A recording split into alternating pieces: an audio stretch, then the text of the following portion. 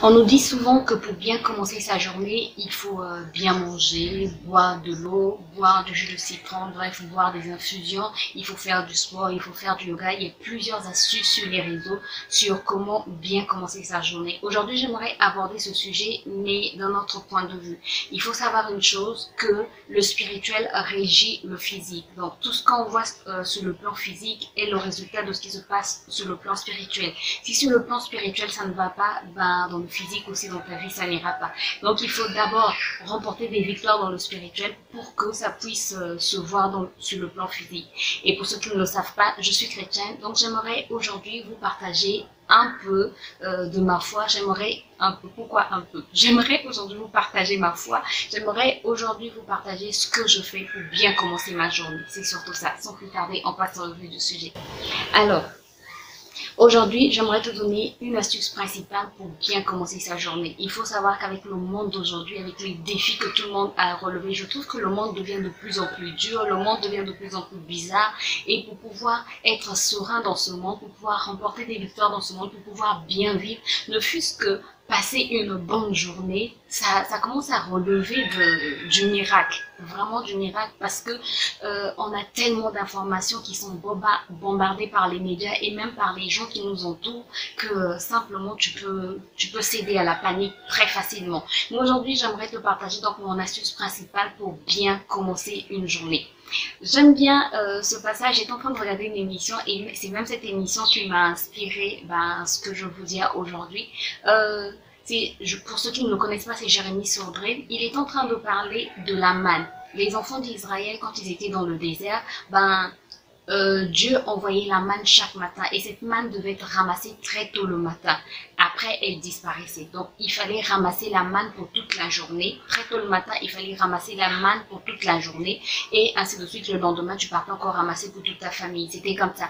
Et c'est la même chose, en fait, avec la prière. La prière, très tôt le matin, quand tout le monde dort, pendant que les gens sont encore en train de dormir, pendant que tout est calme, pendant que le soleil ne s'est pas encore levé. Bref, toi, tu te lèves pour pouvoir ramasser, en fait. C'est comme si tu ramassais ta manne, la manne dont tu auras besoin toute la journée. Donc, tu ramasses la force dont tu auras besoin toute la journée. Tu puises en fait dans la présence de Dieu la joie dont tu auras besoin toute la journée. Tu puises dans la présence de Dieu le bonheur, les victoires dont tu auras besoin toute la journée. Ça ne veut pas dire que tu ne vas plus rencontrer des problèmes. Ça ne veut pas dire que tu ne rencontreras pas de difficultés, pas de défis. Non, c'est pas ce que ça veut dire.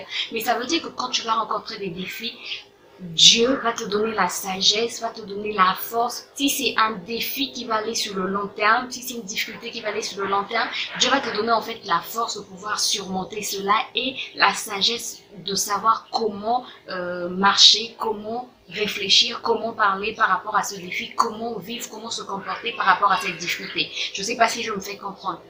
Donc c'est très important en fait, très tôt le matin pendant que tout le monde dort. Moi par exemple, dès que les gens se réveillent chez moi, dès que mon mari se réveille, dès que l'enfant se réveille, c'est fini, je n'ai plus du temps à moi. Encore mon mari, il part au bureau, mais dès que mon fils se réveille, je n'ai plus du temps pour moi. C'est-à-dire, tout mon temps, je dois le consacrer à mon fils, je dois faire attention à ce qu'il fait, donc je n'ai plus du temps pour moi, du temps pour prier. Parfois, pendant que tu veux prier pendant 5 minutes, mon fils vient, il te bouffe ou il te parle, bref, il sera toujours là, tu dois lui accorder de l'attention. Et donc, très tôt le matin, ça me fait du bien de me lever et de pouvoir prier. Là, c'est mon temps avec Dieu en fait. Même si dans la journée, je pourrais encore avoir du temps, mais ça sera pas la...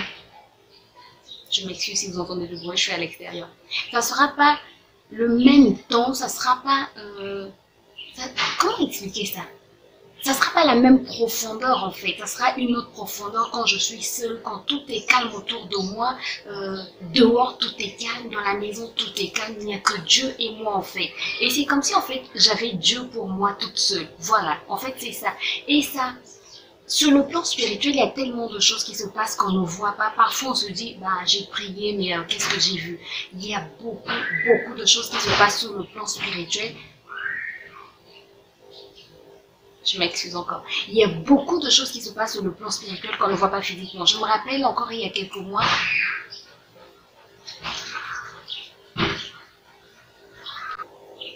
Je disais donc, je me rappelle encore il y a quelques mois, un jour j'étais en train de prier un matin, comme d'habitude, je me lève, je prie. Et pendant que je priais, ce jour-là, j'ai vraiment mis l'accent sur mon fils. J'ai mis l'accent sur mon fils, vraiment j'ai prié pour lui, j'ai dit que le sang de Jésus le couvre, qu'il soit protégé, bref, 1000 tombent à sa gauche, 10 000 à sa droite, il ne sera point atteint. Bref, j'ai vraiment proclamé de paroles de protection. Je ne savais pas pourquoi l'Esprit me dirigeait en fait dans ce sens-là. J'ai terminé ma prière et voilà, amen, amen, j'ai vaqué à mes occupations et ce jour-là, je devais sortir avec mon fils. Je suis sortie avec mon fils et un grave accident est arrivé à mon fils. Un grave accident est arrivé à mon fils et heureusement. Mais jusqu'à présent, je ne suis pas encore prête à vous dire exactement ce qui s'était passé, mais c'était tellement grave, tellement, c'est-à-dire, je pensais avoir perdu mon fils. J'ai pleuré toutes les larmes de mon corps, j'ai pris mon fils dans mes bras, j'ai couru à l'hôpital et heureusement, vraiment c'est la main de Dieu. Chaque fois que je raconte cette histoire, ben, on sent vraiment la main de Dieu sur mon fils. Il n'avait rien eu, mais rien eu. C'est-à-dire rien. Je vous raconterai cet épisode de ma vie, de la vie de mon fils, un jour peut-être, quand je me sentirai prête à vous en parler.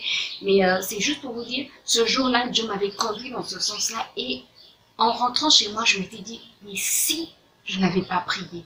C'est vrai que parfois Dieu nous protège sans même qu'on puisse prier. Mais ce jour-là, l'Esprit m'avait tellement conduit dans ce sens que je pense que le diable voulait faire quelque chose contre mon fils. Et voilà pourquoi le Saint-Esprit m'avait dirigé dans ce sens-là, de prier dans ce sens-là pour épargner mon fils. Donc voilà parfois certaines choses qui se passent qu'on ne voit pas, mais il y a beaucoup de choses qui se passent sur le plan spirituel. Alors vous allez me dire, Grâce, combien de temps il faut prier le matin? Alors il ne faut pas se mettre de pression, c'est ça en fait le problème, il ne faut pas se mettre de pression. C'est vrai, il y a des gens qui disent qu'il faut prier 1 heure, mais si tu n'arrives pas encore à prier 1 heure, prie 10 minutes. Il suffit que ça soit un temps de qualité entre Dieu et toi. Si tu n'arrives pas à prier pendant 10 minutes, commence par 5 minutes. Commence par 3 minutes. Donc, ne te mets pas de pression. C'est pas la peine que tu te mettes une pression. Commence par juste un petit temps, mais que ça soit un temps de qualité entre Dieu et toi. Après, tu vas me dire, peut-être tu sais pas prier. Ce que tu peux faire, moi c'est ce que je fais souvent. Je prends une mélodie sur YouTube, voilà, je laisse la mélodie, je mets mes écouteurs, je laisse la mélodie et en fait je m'imprègne de cette mélodie, de la présence de Dieu et ça me permet en fait de prier et parfois tu ne sens même pas le temps passer. Parfois, je prie pendant 2 heures, pendant 3 heures. Oui, ça m'arrive. Tellement je suis imprégnée dans la présence de Dieu que je ne vois pas le temps passer. Après, tu vas me dire à quelle heure il faut prier. L'heure, en fait, ça va dépendre de toi. Le meilleur serait que tu pries pendant que le soleil ne s'est pas encore levé, c'est-à-dire tu prépares ta journée. Vraiment, c'est ça en fait le sens de se lever tôt et de commencer sa journée par la prière. Tu prépares ta journée dans la prière quand le soleil ne s'est pas encore levé, avant que les choses ne puissent se faire. Il y a des gens qui vont te dire qu'il faut prier à minuit. Il y a des gens qui vont te dire qu'il faut prier à l'aurore.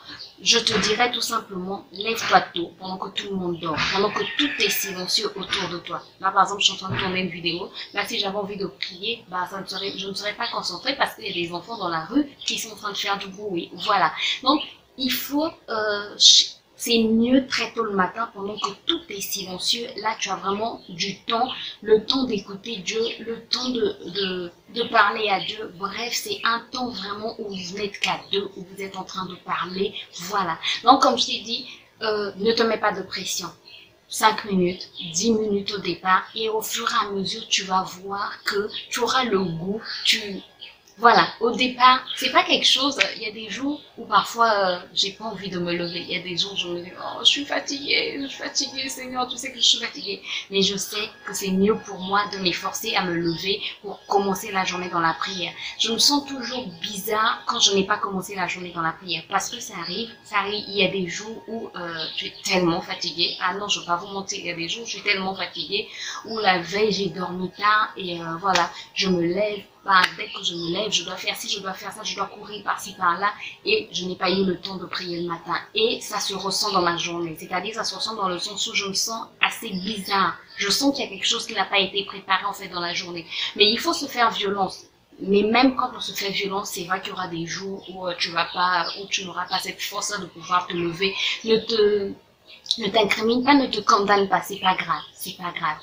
il faut savoir que Dieu est bon, que Dieu est amour. C'est pas parce qu'on va prier qu'il va nous protéger. Il nous protège même sans qu'on puisse prier. Ça, il faut se le mettre dans la tête. C'est comme un père, en fait, même si tes parents, en fait, ne te donnent pas à manger parce que tu leur demandes à manger. Tes parents te donnent à manger parce que c'est leur devoir de te donner à manger. C'est la même chose avec Dieu. Dieu, c'est un père, donc il va te faire du bien parce que c'est un devoir pour lui de te faire du bien. Mais au-delà de ce devoir, c'est bien qu'il sente qu'on a besoin de lui, qu'on a besoin de lui pour commencer la journée, qu'on a besoin de lui pour faire ci, pour faire ça. Voilà pourquoi c'est bon de se lever très tôt. Mais c'est vrai que s'il y a des jours où tu n'arrives pas à te lever tôt, ne te condamne pas. C'est pas grave. Le lendemain, tu te lèves tôt. Après, il faut toujours s'arranger. Moi, ce que je fais, l'heure maximale à laquelle je dois dormir, c'est 22 heures. Vraiment, dès qu'il est 22 heures, je me dis, oula, là, je dois aller dormir. C'est rare que j'arrive jusqu'à 23 heures. C'est très rare que j'arrive jusqu'à 23 heures minuit. Sinon, c'est une discipline pour moi. Je sais que si je dors au plus tard 22 heures, ben, le lendemain, je peux me lever soit à 2 heures, je peux me lever soit à 3 heures, soit à 4 heures, soit à 5 heures. Ça va dépendre vraiment de... Parfois, ça dépend aussi du Saint-Esprit. Moi, je ne mets pas de réveil. En tout cas, je n'aime pas le réveil parce que quand le réveil sonne, ça me donne des maux de tête. Donc, je ne mets jamais de réveil.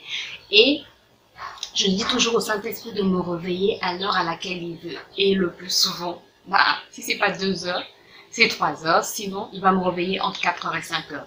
C'est rare quand même qu'il me réveille à 2 heures. Mais c'est souvent entre 4 heures et 5 heures. En tout cas, dès qu'il est 5 heures au moins, mes yeux sont ouverts pour que j'aille prier.